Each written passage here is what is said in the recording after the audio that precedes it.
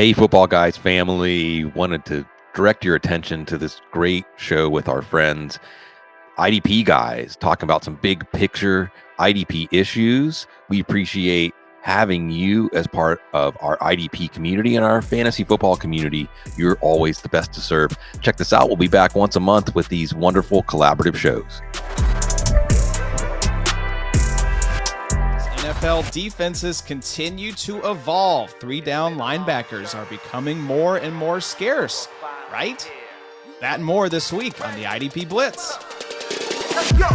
Hands up, get ready, it's the IDP Show with the football guys and Sigmund Bloom, you know how that goes. This ain't your typical, we deliver the hard fast. This is the dopest fantasy football podcast. It's when I go home, everything's at risk. Welcome to something new, it's the IDP Blitz.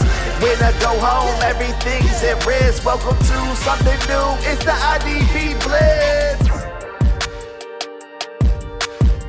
Josh here with Adam and Bobby from the IDP Show, joined this afternoon by the great Sigmund Bloom of Football Guys, talking three-down linebackers. Sig, there was a belief this offseason that three-down linebackers were going the way of the dinosaurs as modern NFL defenses adapted to keep pace with these high-volume passing attacks. Did this belief impact how you approached your IDP drafts, perhaps going LB early as a result? Well, I think you get your anchor linebacker early, right? But I think that we can look at in a really rough way, linebackers are kind of like wide receiver in that you're going to still like options at linebacker well into your IDP draft. And then as we talk about, as the show goes on, we'll talk about some of the actual specific names. But yeah, I think that you always build in to your IDP draft strategy, and I'm going to hit this note a lot, okay, guys, that you can be flexible in IDP. You have a lot more outs. You have a lot more help coming from the waiver wire. Players that get inserted because of injury often are a much higher percentage of the production they're replacing than we see on the offensive side. So you don't really have to feel that urgency, except maybe to get that true anchor linebacker, a Devin White, I think comes to mind. But then, and this is going to be another thing that we're going to talk about, when you look at the linebackers that were going off the board early, not all of them have lived up in terms of scoring. Guys, there's another big picture question we can talk about here, which is how much does IDP scoring map to actual quality of play or importance to the defense? And it's not always perfect. So, I can look at one of my leagues right now, and the top linebackers included top 10 guys are like Jordan Hicks and Pete Werner and Devin Lloyd, and some guys that weren't even being drafted, like Zaire Franklin, Frankie Louvu. So I think that if anything, when we're going to talk this through as we go through these points on the show, we're going to feel like linebackers less important. Now, hopefully true positions and making it so it's an off-ball linebacker position will make it more important, but I actually think it's going to function to make the edge players more important, because if they're mixed in with linebackers, then they seemingly become matchup plays at best. So actually, I think that the IDP, because of the things we're going to talk about today and because of true position, linebacker is remaining a position that doesn't need to be essential, and actually other positions are becoming more important. Yeah, a lot to chew on there, Addy, but something Sig mentioned right at the end, I think dovetails into the general strategy, and we talked about this offseason a lot on the show, but in these startup drafts, I'm still going DL early. Like, as I look back over the drafts that we had, I went DL early a lot, largely because we're in big play leagues. These are leagues that reward sacks and TFLs, so those defensive linemen are coveted. But I also know, to Sig's point, I can find these three-down linebackers on the waiver wire. Hello, Frankie Louvu. Hello, Camus Grugier-Hill. But I will say, the best ball draft that I did, where I went TJ Watt and then went with Logan Wilson, Devondre Campbell, and Bobby Okereke, was probably my favorite build of the offseason. I think there's a feeling here that maybe you like your team better when you've got these locked and loaded LBs. But as Sig said, that doesn't mean these guys are necessarily scoring the best for your lineups through 4 weeks. Yeah, I mean, definitely, you know, I'm never going to go into any draft with my mind made up on what I'm going to do strategy-wise. I'm going to look for the value that I can find in each round, and that's probably where I'm going to go. But, you know, with linebacker especially, there's just way too much value in the middle and late rounds. And once the season begins, you know, way too easy to find on waiver wire. You know, Josh mentioned Frankie Louvu and Camu Grugier-Hill, but I bet TJ Edwards, Michael Walker, Jordan Hicks, I bet all those guys are on waiver wires. That's your LB 5, 6, and 7 right now. We joke about Alex Anzalone being bad at football, but he's LB 11. Zaire Franklin, he's LB 13, replacing Leonard.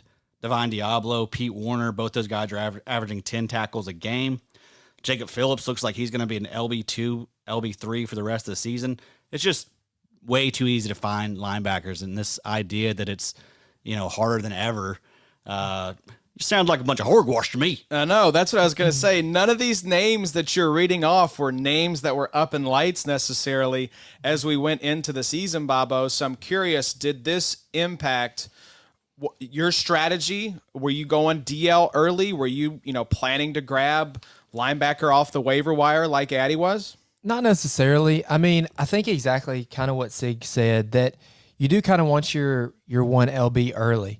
You know, as much talk as we kind of give to the relevance of safeties playing in the box, you know, the big thumping types, the Derwin James types, you know, football's still football, right? Your D-line needs to stop the run, rush the passer. Your safeties need to protect deep, you know, be the last line of defense for the run. And your linebackers, what are they for? They're for filling run gaps, cover tight ends, you know, playing these wide receivers as they're crossing over the middle. I think more than anything, what we're seeing this year is that as cute as these NFL coaches can try to be with their defensive schemes, linebackers are really the core to a good NFL defense. You know, the Bobby Wagners, the Luke Kuechly's of old are really being replaced by the same type of guys, in my opinion, the Devin Whites, the Roquan Smiths, the Devin Lloyds. And not only are those guys pivotal to a good defensive scheme for these defensive coordinators, but how much better do you feel going into an IDP week knowing that Devin White is your LB1? I'm guessing pretty damn good. That's right. I feel very good having Devin White in a few Congratulations, places. Josh. Thank you very much. I appreciate that. So let's put some actual specifics around this, because I think it's important. We talk about, you can find these guys on the waiver wire. There's so many of them out there. So we dove into the numbers a little bit, and I came away very surprised. And shout out Mike Wollert for this data. Does a great job tracking the 3-down linebackers over at 4 for 4. But through week 4 of the 2022 NFL season, there are 40 linebackers playing above 85% of their team's defensive snaps. That's that threshold for 3-down linebackers is 85%. And of those, 14 have played 100% of the snaps. Sig, what's your reaction when you hear those numbers? That's still only just a little over one per team, right? That's right. Yeah. So it's still not, it doesn't seem to me to be a reversal of the trends we've been watching. Mm-hmm. I think that another thing that maybe it may reflect just it's the pendulum. And I would be curious if we went case by case, guys, for the previous years, like how much of it was injury, how much of it was just players, teams finding their way on defense, where we're talking about these rate stats, and it doesn't necessarily reflect the winding road that is an entire season for a player. But look, I still think that tells us that teams are using 4-5 players at off-ball linebacker depending on their strengths. Mm-hmm. But I also think one of the things we're going to have to watch here is whether teams are getting better at having multiple modes out of the same personnel sets and the same formations. So, I mean, isn't that really what the trend should be, right? And I'm reminded also of something Byron Leftwich said earlier this year when he said, I don't want to be balanced, I want to be multiple. I want my offense to have multiple modes so I can attack the defense with the mode that is going to expose their weakness. And isn't a great way of doing that. And again, this is what we see out of these like Kyle Shanahan type offenses, Sean McVay offense. You were using the run to set up the pass in so much as that the same formation and the same personnel set has many different plays that can be run out of it. And I think maybe defenses are the pendulum swinging a little more back towards quote unquote every down linebackers, because you need players that can defend the run and the pass, because depending on the play, they're going to be put in conflict and have to make these decisions. I think another thing we've seen, guys, is thresholds, height weight thresholds for linebackers are swinging back more towards the classic linebacker safety, like Foye Oluokun, right? These linebackers, and we've seen it at different points over the years, Thomas Davis, these tweeners. And I think actually a quote unquote tweener is the prototype of the position now, right? That's actually the type. And you're not in between anymore. It's the nature of the position that it puts them in conflict. I want to touch on something really quick, going back to the previous question. And I think y'all are, I like how you're the IDP show, because you're one of the shows of record really in this space. And I think it's one of the, you mentioned Mike Wohlert, right? Like there's a short list of who's who in the IDP world, and we rub elbows with all of them, get to do shows with all of them, and it's great. And because IDP is still an emerging part, and I think it's picking up momentum in part thanks to work that y'all are doing, just advertising IDP as a great way to play fantasy football, that we have more room in IDP to innovate, right? We have more room to be responsive. We have more room to change things. And I don't know about you all, but almost all the IDP leagues now that I care about have really changed the scoring system to try to reflect stats based on importance as much as participation. Because isn't tackles and assists really just a participation stat at the end, right? We don't differentiate between making a tackle 20 yards downfield because you missed your assignment and a tackle when you come up and stuff the linebacker in the hole for no gain. Right. So I think that scoring systems that give points for quarterback hits and pressures and tackles for loss and tack on points and really pump up the points for forced fumbles and interceptions and so on really get us back to that balance and can actually help reward people who pick quote unquote good at football players. And then we also mentioned true position. I think true position will thin the pool of linebackers and maybe keep this from being something where people can just get away with picking up these linebackers or waiting until the end of their draft. But again, there's an overarching point to all this is when you play IDP fantasy football, you're paying more attention to how the game is evolving and changing because it's immediately affecting your strategy. This is why you do a pod with Sig, Addy. He is a fantasy football player. He's a historian. He's into philosophy. There's 10 different amazing points he right. made I want to I'm like, oh, all these amazing doors stand before me. Which one do we want to open here? To get to the tackle thing, though, I mean, you're right. That's the most basic thing a defender does, right? That's the first day of class if you're on defense. It's defense 101. Learning how to tackle. So, yeah, and Big Three scoring, we don't overvalue that. We use assisted tackles are like 0.75 points, and then I think a solo is 1.25 points. Because again, it's just trying to bump up those stats to try and balance them with the other positions. Pass defended is a really good one that we try to give a little more weight to help also boost the cornerbacks. Defensive linemen, when they bat a pass, that is an incredible important stat for so there's ways that we can reflect the importance of the play to the defense and the flow of the game. Yeah, absolutely. So looking at these numbers, Addy, you had a nice tweet here that I think touches on something that Sig mentioned. This was a higher percentage than I expected. I think that's probably colored a little bit by how last season ended when we had 17 linebackers finish the 2021 season playing more than 85% of the snaps. So I expected to see maybe 25 to 30, but seeing 40 with 14 of those playing 100% of snaps, that definitely was more than I thought. But Addy, you saw a great tweet here that I think touches on something that Sig mentioned and also helps us understand maybe why we're seeing this more. Yeah, so here's the tweet. It's from Jay Moyer, FB. That's Jamie Moyer. I think, Sig, you're very familiar with this fella. We are almost at the point of rediscovering why NFL coaches traditionally place emphasis on being able to run the ball. The reason for that is you have to be able to punish teams who want to sit back in two high shells and have their defensive line pass rush every single play. So, as the league becomes more pass happy and defenses start selling out to stop it, I think we're going to see teams trying to establish the run, and linebackers will become more valuable when that happens. Yeah, I think that's a great point, Sig. Listening to some of the NFL coverage coming out of this week, I was listening to the Athletic Football Show, and Robert Mays mentioned NFL rushing offenses, you have my attention. And he just mentioned how it's a pass-happy league that we're in, and yet at least through 4 weeks, it seems like more and more coaches almost counterintuitively are placing more of an emphasis. I mean, it's a punchline. It's a cliche at this point, right? Establish the run. You obviously are plugged into the offensive side as well, doing some great analysis over there with the Audible and Football Guys. Is this something that you've noticed? More and more coaches trying to get the run game going early in the 2022 season. Well, and certainly you can see, like, let's look at, what Atlanta did last week, right, to beat Cleveland. And what team are we associating more with running game than Cleveland right now? But I think Jay Moyer, who is a great football mind and not afraid to be contrarian, right? If they came from the Matt Waldman RSP bloodline, like Moyer did, like one of the first places that you saw his work, they're not going to be afraid to be contrarian about these kinds of things. But absolutely, I think that you're seeing that, and this is one of those things where we really miss a lot of the picture whenever we don't get the perspective of players, because I think that players are going to not downplay the importance of the run.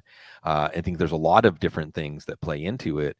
And we can look at, again, how these offenses are using the run to set up the pass. And also, guys, what are we going to see even as the weather gets colder? You're going to see teams like Buffalo. They are going to have to establish the run. You can't make it through the playoffs.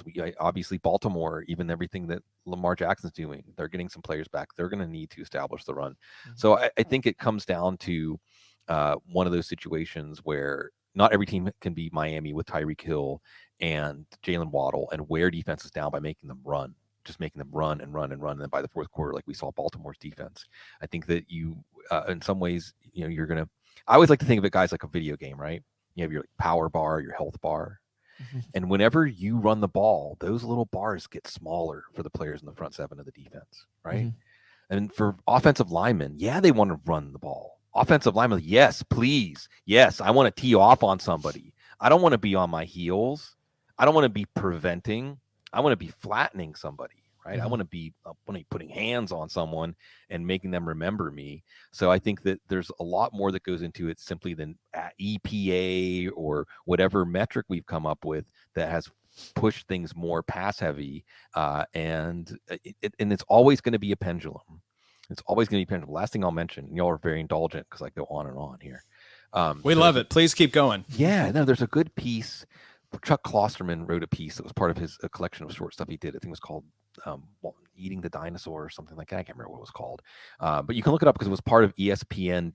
ESPN used to have blogs. Hunter Thompson actually was a blogger for them, believe it or not.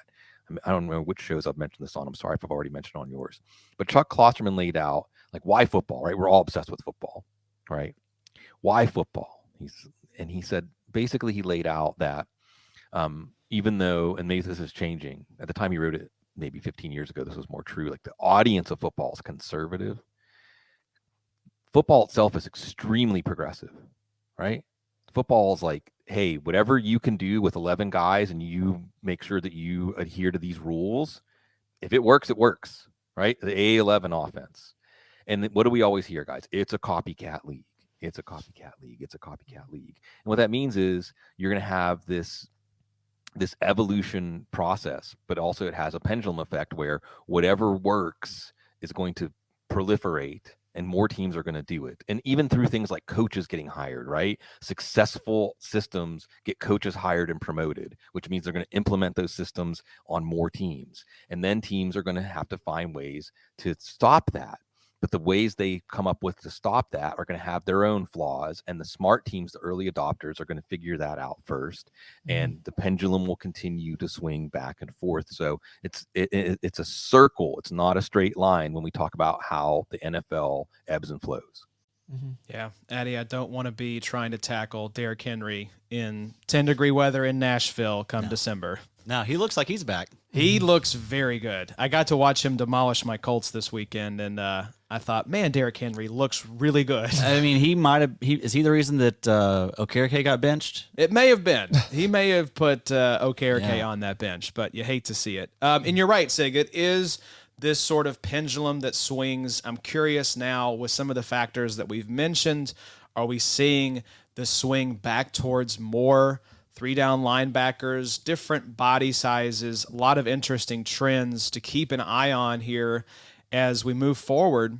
But one of the trends that has staying power is the importance of a 3-down linebacker. If you want a high scorer for IDP at the position, you need that high volume of snaps. So a little more context here.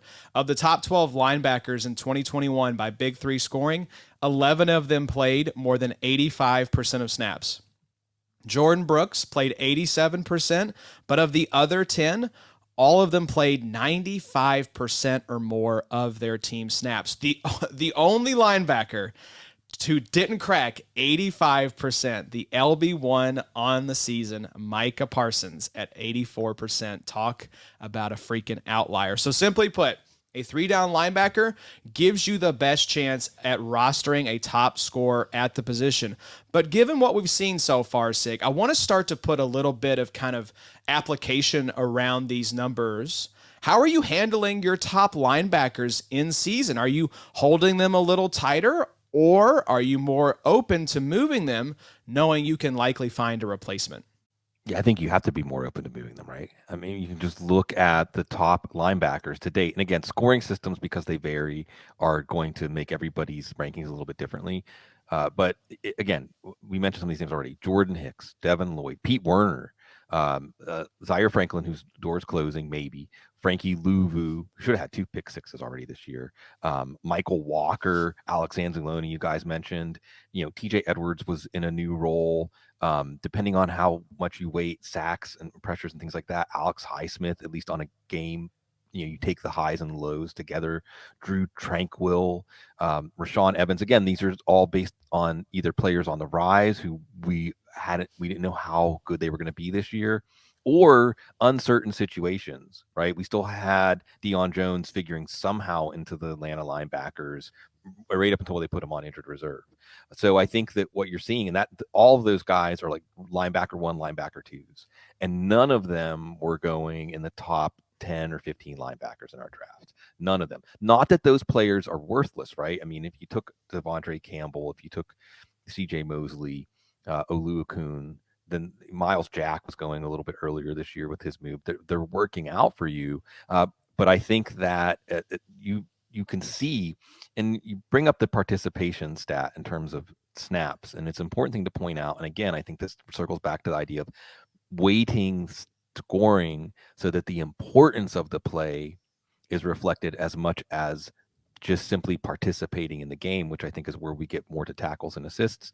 But because of that, if there's 42 guys that are getting 85% of the snaps or more, that means that in your typical draft, even if you have to start 3 linebackers, you can get guys who have the basis and participation for starting at the end of your draft. Or how many linebackers get drafted in a typical IDP draft, guys? Like 60, 50, 60, 50, 60. Yeah, so you can be waiting, and I think again from an IDP strategy standpoint, circles down to. So I'll give you all an example. In Goid on Roids, which is just an awesome league. Robert Wright started it. It's the league where everything is as important as everything else in terms of position. So there's no way to game the system. I took TJ Watt in the 2nd round, and I took Aaron Donald in the 3rd round, because I think those are the players that are head and shoulders above the others at their position. The same way you would take, Cooper Kupp or Josh Allen, right? And for linebackers, it's much more difficult to stand out if that participation is really the key indicator of value. Yeah, Bobo, I want to tee you up here because positional value is something that can change based on how players are designated. You have famously employed the outside linebackers as your linebackers in our main league, which is through RSO. So you're either a defensive end or a linebacker.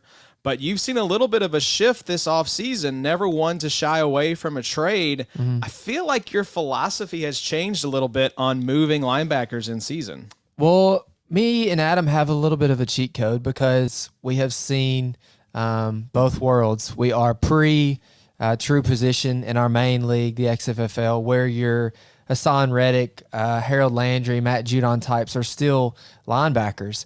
But then we have the other listener league where those type of guys are defensive ends. And I feel like, I don't know, we're going to go back and forth, and it all depends on value. It all depends on where these guys are drafted. And it also depends on, PFF, how good these guys actually are. But I feel like there's 5 to 10 linebackers that you really want to pay attention to. Your Devin Whites, to me, your Fred Warner, I'll talk about him here in a little bit. Your Nick Bolton types, your Roquan Smiths that are going to be on the field for 100% of the snaps. I feel like there's only really 5 to 10 of those guys that you really want, which kind of goes back to Sig's point earlier in, draft a defensive lineman early. And then I don't hesitate to go back and grab a stud linebacker in round 2 and 3, and then come back and throw your darts on guys like Uchenna Nuasu, Josh Sweat, one of these deeper edge type guys, as opposed to throwing late darts on guys like Willie Gay, Patrick Queen, even Ernest Jones. As much as I love Ernest Jones, it is difficult from one week to the next. All you're hoping for with Ernest is that he sees the snaps. And that's difficult to hope for from one week to the next. Eddie, I want to tee you up as well because I feel like your answer might be a little bit different. You famously said you don't care anything about a running back on the offensive side of the ball. Is linebacker kind of the proxy for Says defense? the guy who has DeAndre Swift, Nick Chubb, and Saquon Barkley. So maybe his philosophy has changed. And maybe your philosophy on linebacker has changed. But how are you handling your linebackers, knowing how many of these guys are out there right now? Well, Bobby, funny point. To come back to that is it's also no one wants to trade for these linebackers when you have them. That's why it's like same with the running backs. Like no one wants to trade for the running backs when they're even though Saquon and Chubb are both 1 and 2. I cannot get rid of them in any dynasty leagues. But so like I'm not going to give away a stud linebacker. But I do think now is probably the best time to sell one of these studs. A Roquan, a Devin White, a Jordan Brooks. Guys, have you looked at these PFF grades for these fellas? They're pretty gnarly. They are not great. Okay, 48.1 for Roquan, 52.3 for Jordan Brooks, 35.9 for Devin White. Well, then you have the video of Jordan Brooks jumping over the guy and getting flattened. It's not been a great start. And if you watch the game Sunday night, Devin White looked terrible. Yeah. He looked bad. And the grades back that up as well. But, those grades and being that low, that really scares me when talking about dynasty value. So if I have the depth, I'm definitely consider trading these guys away, and maybe even for more than maybe even for less than what market value is, just because again it is hard to find trade partners. So you're trying to sell high. You're trying to cash out on these guys that are Definitely. playing really well right now. Definitely, Because, yes. even look back historically over the last couple of years of, we've got his jersey here on the wall, pre-Darius Leonard, now Shaquille Leonard. How many people are happy that they either extended them in their contract league or they didn't take that offer of 2 firsts in 2020? Yep. Probably a lot of people would like to roll back the clock on that one. It just seems like, Adam's right. A lot of these linebackers just don't have, even though they're fun and even though they might be an LB 1 or 2 overall in your league right now, the staying power just kind of gets a little muddy. With that said, I will not trade away Devin Lloyd at all. That's the one guy. He's just what you want him, right? I want him. There are certain players that you want them on your Got team. a massive crush on that guy. Sure. Yes, it's you're hot in the pants for Devin Sure. Lloyd. But let me ask you, Sig, about another Devin. I'm sitting here with a decision to make. We're in a contract league. I have the option to extend Devin White for 4 years for about $11 million a year, which would make top of the market money. So, what should we be doing with Devin White? If you're rostering him in any of your leagues, is now a good time to cash out, especially if you're at this decision point with extending him? Yeah, what's tough to handle So this is something that's been a discussion, ongoing discussion, right? I've written a column for a long time in Football Guys called Buy Low, Sell High. But the reality is buy low and sell high are outmoded concepts. They're outmoded concepts because there's so much information. There's so many quality fantasy football people out there. There is no information gap anymore. If there's an information gap or information edge, it's not in the amount of information. It's just the quality of information you're getting. And oftentimes we can't tell the quality of information until after the fact because we're just analyzing and speculating, pretending to tell the future. But really, we're still guessing. So one of the points I want to bring up is really it's more like buy high and sell low, or at the very least, when we're talking about these players, it's sell below perceived market value, or I guess if it's perceived market value, you're not selling below it. Sell below what analysis that is disconnected from what people actually think and how people actually act would say that based on VBD or based on scoring, Devin White is worth this, or these linebackers are worth this, or these running backs are worth this. But we understand that running backs, a position most likely to have injuries, or in terms of these IDPs, what have we seen? We've seen some generational talents lately in IDP. What happens to all of them? JJ Watt had arguably the best stretch of play for 3 or 4 years of any individual defensive player ever. What the things that he was doing was unthinkable. And then what happened? His body breaks down. Aaron Donald, generational talent. He submitted his retirement letter this offseason. TJ Watt, generational in terms of his pass rush productivity. He's breaking down. So exactly at that moment that it feels like this guy is a cheat code for your team, that everybody wants him. That's exactly when you need to sell him. That's exactly when you need to sell him, even though that feels counterintuitive. What circles me all back around to, like, if everyone's thinking it, you're not going to be able to do it.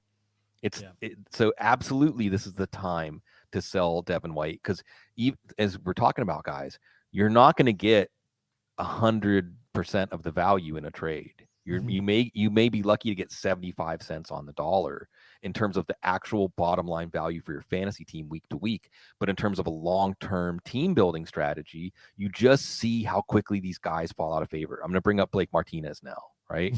Nobody cares. Yeah. Nobody. The Blake Martinez is out there, and we'll see when he gets signed, right? Where was Blake Martinez going in IDP drafts this year? Yeah, probably top 5 rounds, right?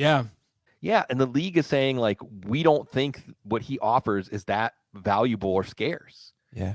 So, Joe Schobert, I mean, how many times have we seen these linebackers get paid $10, $12, $14 million a year, only for 2 or 3 years later, they're looking for a job. And I think that's why you cash out, even if it feels like you're getting 60%, 70%, in a few years, you'll be happy you did it.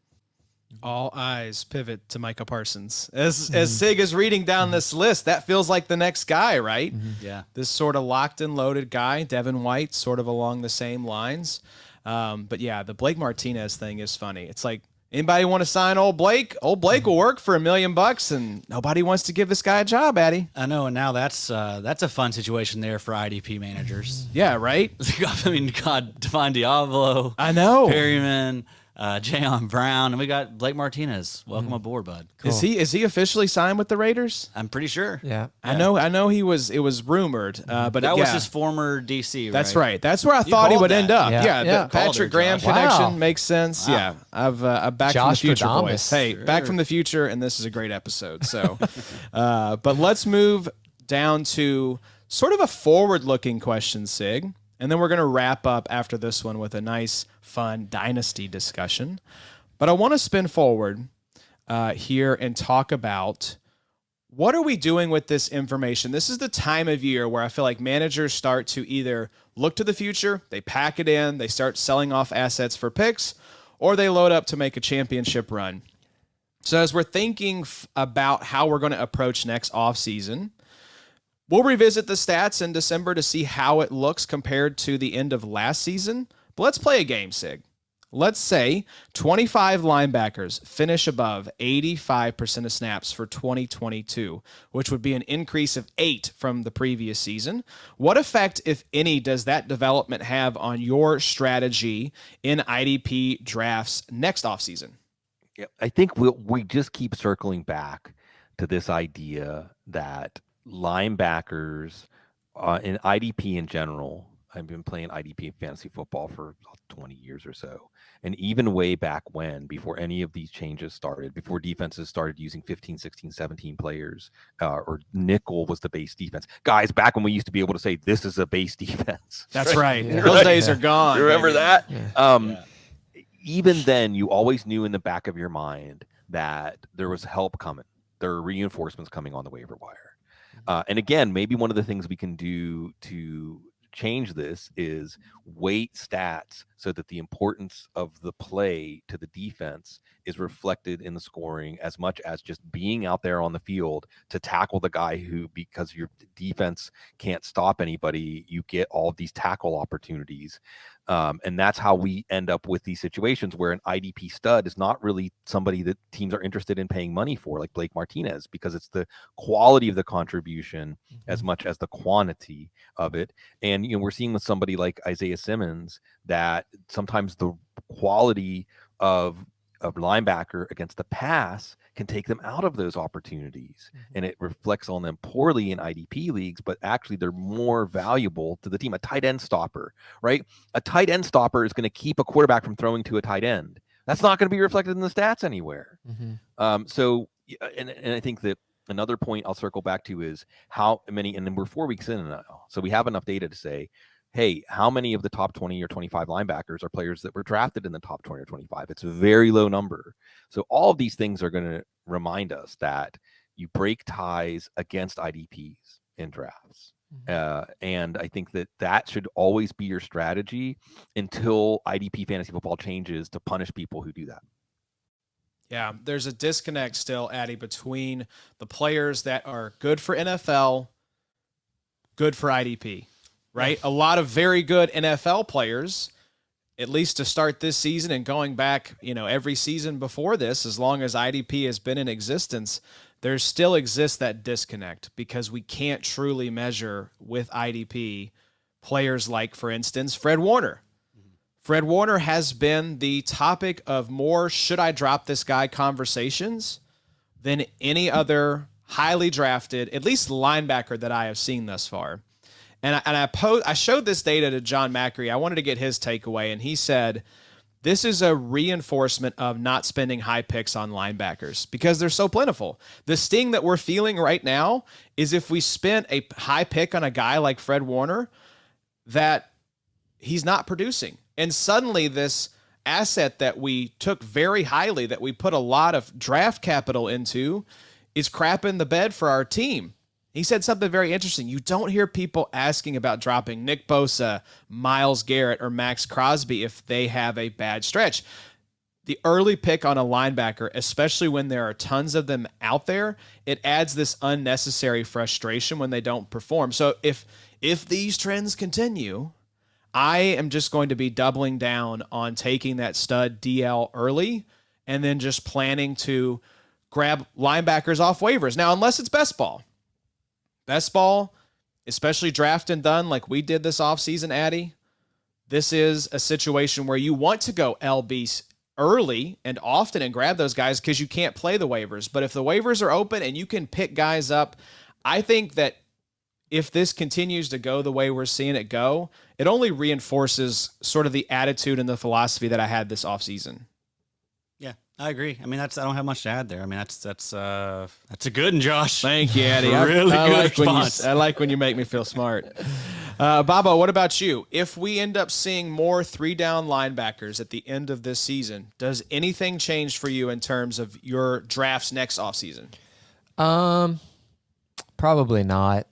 The other thing that I thought about as well is listening to the Around the NFL podcast, and Greg Rosenthal was talking in London. I think this is where they recorded. That's about right. How heavy the beginning of the NFL season slate is. We just came off of the Rams' second or I guess they were Monday Night Football, but they also started the season as Thursday Night Football. A lot of primetime games. Against the Bills. Then they just played a pretty decent team in the 49ers. The Sunday Night Football game this week was the Chiefs and the Buccaneers. Just like Sig's saying with running the ball as we get into October and November and colder months in December, patience is still key. It is quite the juxtaposition of value with linebacker because you kind of want to tread that line in IDP. It is fun to have a Devin White. It makes you feel better when you have a stud linebacker, but there are the weeks where you throw in Alex Anzalone or you throw in Denzel Perryman and you know the floor is going to be 10 tackles that week. And almost what I'm getting more out of this conversation with Sig is that, at least for me, patience is key. We're getting into some muddy months where linebackers are going to rack up some more tackles as the run becomes more relevant. But the other thing that I'm also kind of maybe taking away is that Dynasty is really hard, and you almost want to play Dynasty with a redraft mindset. Don't look 5 years down the road because really your window for some of these guys at peak might be 2 years. Linebackers, defensive linemen have a little bit longer shelf life, but from a value perspective and from a value getting back in some of these trades, I agree. Sell while you can, and while the perceived value might be 70% of what you want right now, 70% is a whole lot better than 20% next year. Josh, you have Devin White on your XFFL team. That I do. What would you sell him for? I think right now, because he's LB1 on the season. Someone comes and gives you 2023 first. Is that enough? And it looks like it's going to be in the back half of the first. That is not enough. I want either a second the following draft or a third in 2023. I want multiple picks. First and third. Yeah, first and a third in 2023. And one of our league mates is sitting out there. Yeah. He's already asked about Devin White, so I know he's going to come calling. Do you think that's accurate value? Would you sell for a first and a third?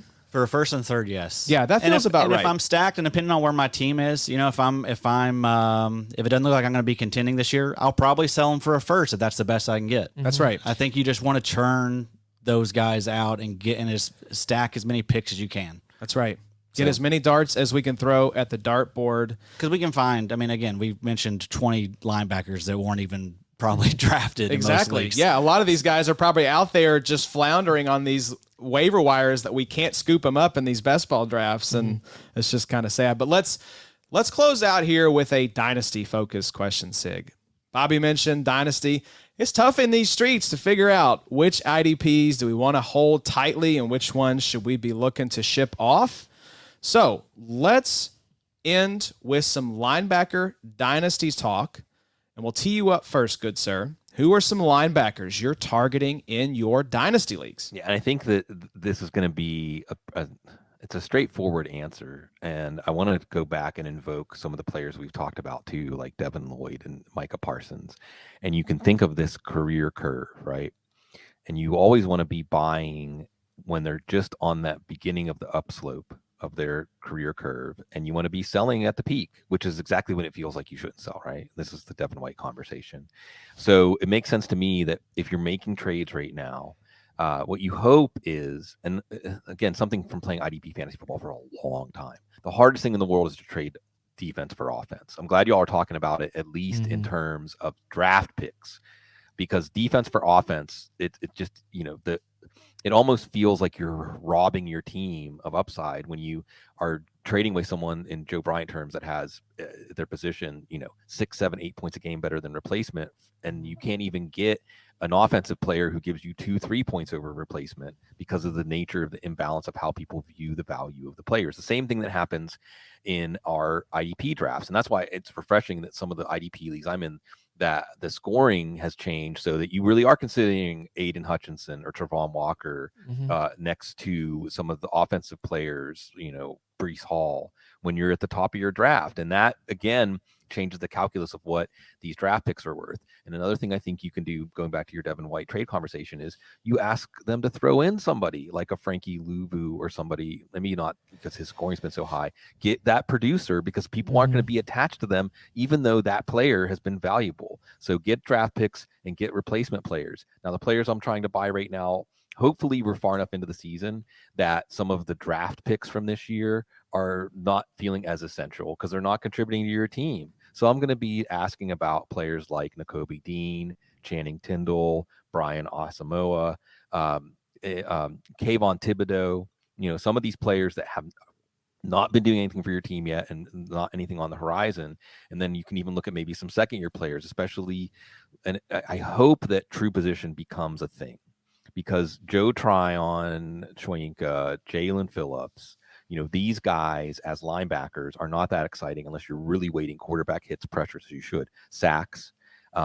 But as we get to true position, I think another thing that this is one of the other things about IDP Fantasy Football is much more than on the offensive side. You look for these hacks, you look for these tricks, basically, where based on position designation, you can play safety at cornerback, et cetera, et cetera. And I do think that as true position hopefully becomes the way in IDP leagues, some of these players that are considered linebackers in MFL and some of the other league software, when they become just edge and you play 2 edge players, now their value is restored, right? We saw this in the offseason with Joey Bosa and a lot of other players who are like, like a gut punch that you have to play these guys at linebackers. Joey Bosa was still a pretty solid linebacker depending on your scoring before he went down. So I think that Joe Tryon, Jalen Phillips, but we're always looking at the players at the very beginning of that career curve, the very beginning, and the production hasn't manifested yet. So if you are going to make a big trade, Devin Lloyd, Micah Parsons, these guys make sense, right? It even might make sense to do something like Devin White for Devin Lloyd and a second round pick, right? Defense for defense for draft picks. Packers never going to do that. Yes. That's the thing, though. I think everyone's already caught up. Yeah. I think right. Devin Lloyd's already creeping into maybe LB1 territory. You did it. It's your You fault. were ahead of the curve. You were the tastemaker. I'm just the office gif of the guy taking notes right now as Sig's talking about these targets, because that's right. This is something where these players are not producing yet, and they are right at the very front of that value curve. And that speaks to some of the players that I was looking at as well. Malcolm Rodriguez. Alex Anzalone is still the guy there, but the grades for Rodriguez continue to impress. We know his time is coming. Quay Walker, Addy, you brought it up. Devondre Campbell signed a nice deal this offseason, but how long is he going to be the LB1 in Green Bay? I think that's Quay Walker's job long term. And then this is a little bit of a zig, because I do agree with you, Sig. The guys that I'm looking for are the ones who are at the beginning of that kind of takeoff. But I'm looking at Fred Warner. And the reason I'm looking at Fred Warner is I think he would never be cheaper to acquire than he is right now. And something Adam mentioned on the last episode I thought was very interesting is that Fred Warner is going to age very well for Dynasty, because he is so heady when he makes the transition to being this sort of in-the-box linebacker, not in coverage as much, not covering the tight ends and doing the things that don't show up in the box score. He is going to be a tackle monster, and so we may actually see this nice little value bump later in his career, which is not typically what you think of with a dynasty linebacker. You kind of see it peak and then start to level off, and then eventually you're Blake Martinez or Joe Schobert, and nobody wants to sign you. So that is one that's a little bit of a zig right now. I think if you've got a frustrated Fred Warner manager, reach out and see what the asking price would be. Addy, who are some of the guys you're looking at? Devin Lloyd, like I mentioned earlier, even though he's extremely expensive now, I think that there's still probably a little bit more that his value can go up. So I'm okay targeting him. Pete Warner, I love his game, and we know DeMario Davis is going to be out of there pretty soon, but the guy's already averaging 10 tackles a game, so great start to his career. He's also graded very well last year, so it seems like he's an actual good linebacker. Troy Anderson, even though there's a lot of headache right there in Atlanta right now, that should all kind of get out of the way. Deion Jones definitely moving on. I think Rashaan Evans was on a 1-year deal. Yep. Michael Walker, his contract may be coming to an end. It's up after this season or next season? So they'll have a decision to make there in Atlanta on him. But either way, I love Troy Anderson and his athletic profile and the upside that he possesses. And then someone that you're going to need to be patient on, Chad Muma.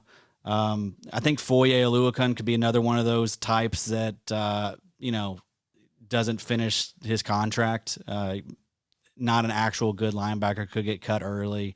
And if that happens, and even if not, even if there's an injury to heaven forbid Lloyd or Foye, Chad Muma is going to step right in and probably be a LB2 for us. Very profitable role. Yeah, I love that. Baba, what about you, man? Who are some trade targets you're looking at right now in Dynasty leagues? I mean, the guy that I'm swooning for right now is probably Nick Bolton, just because it looks like he is finally taking over Someone the did Steve it. Spagnuolo defense and is playing a heavy percentage of that linebacker snaps. And it kind of sucks that Willie Gay went down because that was kind of a fun defense with them together. But Chenall's been okay also, but I am ready for Willie Gay to come back. JOK, even though he is a little bit more of an off-ball guy, I do like JOK in coverage. And I think Jacob Phillips is also kind of interesting there in Cleveland as well. Yeah, for sure. But then the one, too, that I don't think anybody is thinking about right now is Will Anderson. I actually watched a little bit of Alabama the last couple weeks, which I don't do. I'm not really a college guy. But Will Anderson and the hype for 2023 is coming. And First-round pick? Oh, yeah, absolutely. That guy could be potentially, I think, the next Micah Parsons type of edge rushing linebacker type of guy. So for the teams that are starting off a little slow or the next couple weeks, they're slowly seeing their season kind of wrap up with no playoff aspirations. Slowly pivot to 2023 and start looking for Will Anderson. Because I think exactly like Adam said in a bunch of our previous podcasts, the defense is going to fall in a lot of your offense and IDP rookie drafts in 2023 because the 2023 offensive class looks crazy stacked. We're going to tack in another 5 quarterbacks, it looks like. So some of the defensive rookies coming out of college this year could be grabbed in the second and the third round, and you could really grab a Devin Lloyd at the 206 this next coming year. Do you think you need a first for Will Anderson in rookie drafts? I don't think so. I think maybe a late first, maybe an early second, but 112. I think the rookie offensive players coming out this year, it's going to be deeper than it's going to be 2020-esque in my opinion. I love it. Yeah. A little bit of everything there, Sig. And as we wrap up, I just want to kind of open the floor here. You have such a great perspective on IDP, like you said, having played for 20 years at this point. What would you say to IDP managers maybe who are new to the game? This is their first year playing. They're trying to figure things out, get their sea legs under them. What advice would you have for those new IDP managers out there? The main reason to play IDP Fantasy Football is it makes the experience of watching a football game so much richer and more meaningful because you're familiar with the stories of the players on the defensive side. You're more familiar with defensive football concepts, and it makes it was it Pat Kerwin who wrote the book, like, just don't, I don't remember what it was called, like, don't take your eye off the ball or something like that, like that there's so much more going on in a football game than just where the ball is. So IDP Fantasy Football is your excuse to go on a journey here to learn all of these individual players, to understand. And remember this too, playing IDP Fantasy Football will make you better on the offensive side. Yeah, especially if you're talking about DFS and lineup setting, because even just knowing the injuries on the defensive side of the ball, right? Or just understanding that by paying closer attention to defense, like which matchups are better for pass rushers and things like that, then you're going to understand which weeks are better weeks to play wide receivers and quarterbacks and which ones aren't, and so on. Which teams have trouble stopping the run, which therefore means they get a lot of tackle opportunities to their linebackers where it's more, et cetera, et cetera, et cetera. So I think that winning your IDP league is the thing you do to get yourself out your front door and go on this journey, but it's all the stuff that you learn and all the way that watching football becomes more interesting that you actually gain. That's actually how you win. So don't worry, let go, like the Buddhist, let go of what you're desiring and just enjoy the flow. I wanted to tackle one thing real quick. Malcolm Rodriguez call is a really good one, because I think one of the other things we need to be looking at is which defenses is it ain't working. Ain't working in Detroit. There's going to be changes coming. And I think that the window, like any week now, we could see that Malcolm Rodriguez breakout game for IDP. And I think it's a really good thing to put a little more urgency on that one, is where the other ones we're thinking it's going to be a while before they break out. And how much more fun are you having playing IDP this year than offense? Offense sucks so far this year. It's been brutal. It's like a Russian tragedy or the Civil War or something. It's just bodies everywhere. Yeah, I'm just looking around like, God, does anyone want to score points on the offensive side? But like Sig said. That's why you play IDP. You expand your enjoyment of football. If the offense is bad and there's bodies all over the place. I didn't even notice, to be honest. I had no idea. Yeah. Isn't that what a great burden lifted? Yeah. Right, exactly. Because you get to enjoy IDP. And what better way to sum truly, it up? IDP scoring is going bonkers this year. I mean, if Yeah. you look It at is. the top scores, like players are coming through. So it's been nice to see. You love to see it, Addy. do. And you love to see the IDP show and Sigmund Bloom together. Sig, this has been a lot of fun. We are going to circle back up with you first week in November and do this again. So thank you, sir, for coming on the show, giving us a little bit of fantasy football, giving us some history, and giving us some philosophy. We always appreciate your insight. Yeah, my pleasure. And I like feather pillows. So if you get one like a feather pillow, like a nice soft pillow, I don't like those firm pillows. So when I come tumbling down the stairs, That's right. sometime- Gotcha. That's right. Yeah, next episode, we'll have Sig climbing down the ladder that you see here over my shoulder as we introduce him. It's going to be a lot of fun. But thank you all for tuning in to this very special episode of the IDP Blitz. We hope you all enjoyed. He is at Sigmund Bloom on Twitter. We are at the IDP Show and the IDPshow.com. You can check out all of Sig's work at Footballguys.com and get a subscription over there. They are absolutely crushing the IDP side of things this season. So go over there, get you a sub, and play IDP Fantasy Football. Until next time, see y'all later. Welcome to something new. It's the IDP Blitz.